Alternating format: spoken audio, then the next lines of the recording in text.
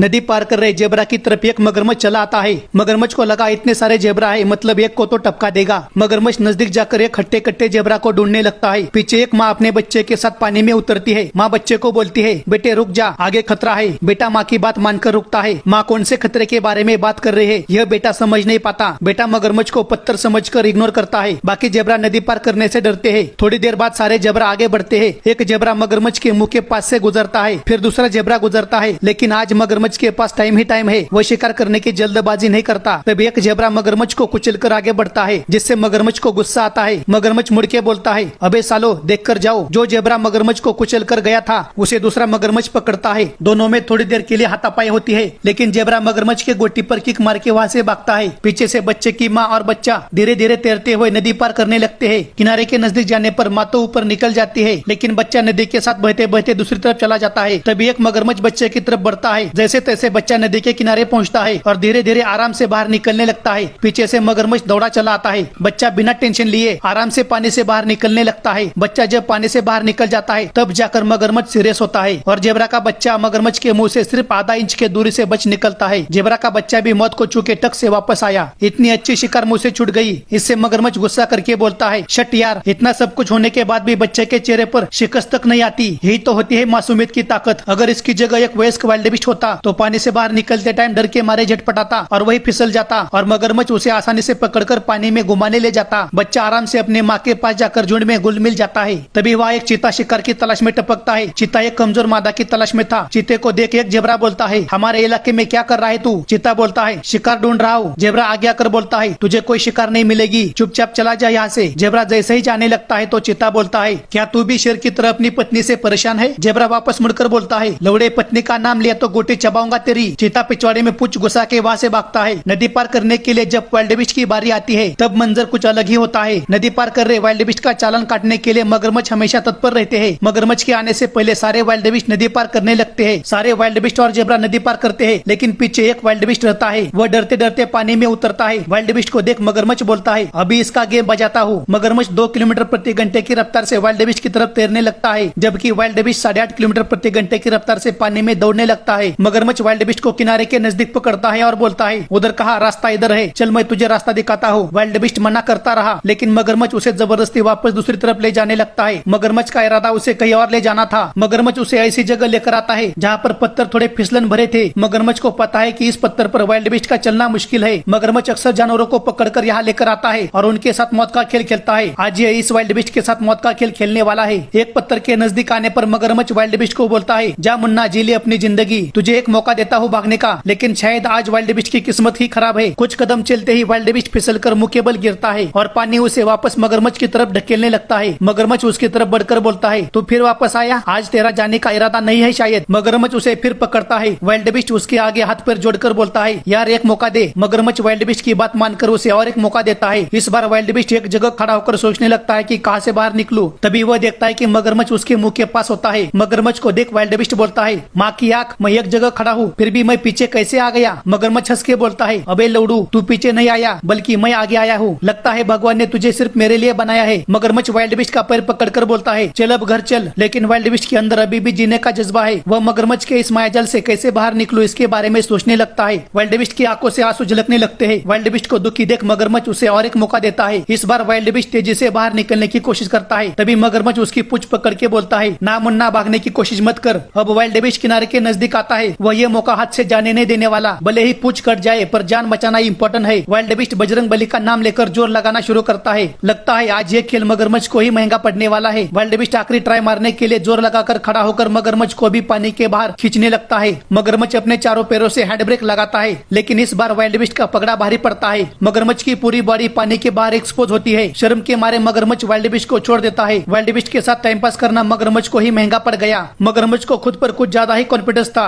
इसी over confidence के चलते इस मगरमच्छ के हाथ से ये वाइल्डबीस्ट बच के निकल गया। इसी वजह से सुबह एक मगरमच्छ जेबरा के बच्चे की भी शिकार नहीं कर सका। इसीलिए कभी भी ज्यादा ओवर कॉन्फिडेंट नहीं बनना चाहिए। एग्री करते हो तो लाइक करो और ऐसे ही अमेजिंग वीडियो के लिए मेरे इस Facebook page animal roster official को भी फॉलो करो और मेरे यूट्यूब चैनल एनिमल रोस्टर को भी सब्सक्राइब करो। जल्दी मिलते हैं ऐसे ही अमेजिंग फनी वीडियो के साथ। ओके।